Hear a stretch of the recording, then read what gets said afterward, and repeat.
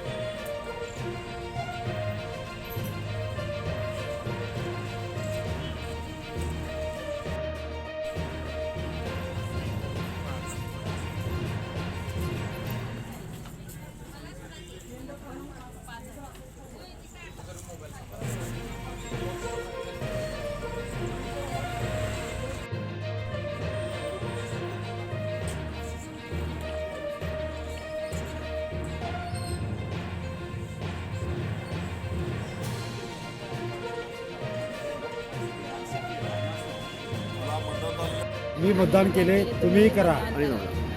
आणि मतदानाचा हक्क केलाच पाहिजे.